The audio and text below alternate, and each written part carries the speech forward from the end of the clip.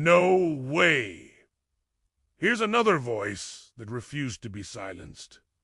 This time from our own backyards. From the 1950s to the 1970s, thousands of peaceful protesters were arrested for trying to end racial segregation in the American South. One of them was a young woman named Ruby Bridges. In 1960, she became the first African-American student to integrate an all-white school in the South. At RSH, she walked through a crowd of angry white people to integrate New Orleans. First grade, Ruby's courage didn't come from her parents. They were sharecroppers with a fourth-grade education between them. But they knew that their daughter was destined for more. So they sent her to an all-white school 6 miles away. When Ruby arrived at the school, a mob of angry parents had gathered outside.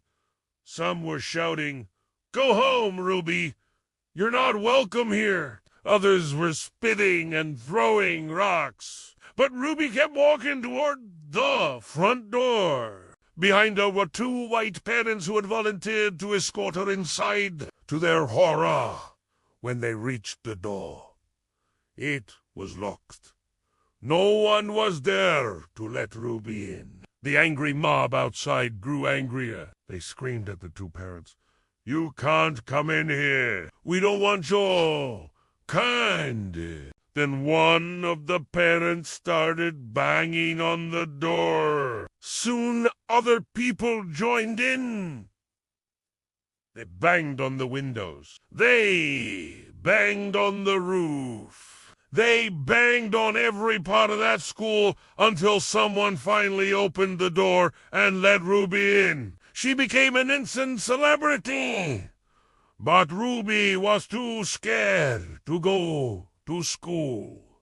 For weeks she stayed home because the white students had refused to come to class. That is until a group of black clergymen stood outside the school every day, praying and singing freedom songs. Finally, Ruby felt brave enough to go to school. She walked through the halls alone, clutching her mother's hand. When she got to her classroom, the white teacher stood up and said, "Well, class, we have a new student today. Why don't you all say hello to Ruby?" The other students just stared at Ruby and whispered to each other. After that, the teacher sent them all to the principal's office. Ruby was the only one left in the classroom.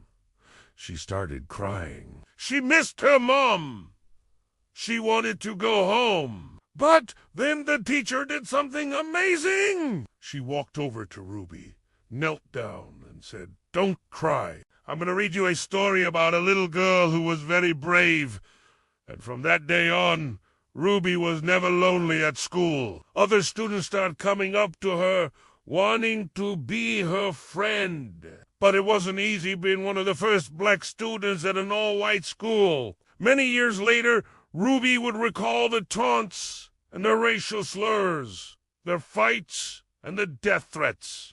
But she also remembers the good times, like when a white classmate invited her to his birthday party, or when another student gave her a drawing he'd made for her. And she remembers most of all how proud she was to be a trailblazer, breaking down racial barriers so that other black children could come after her.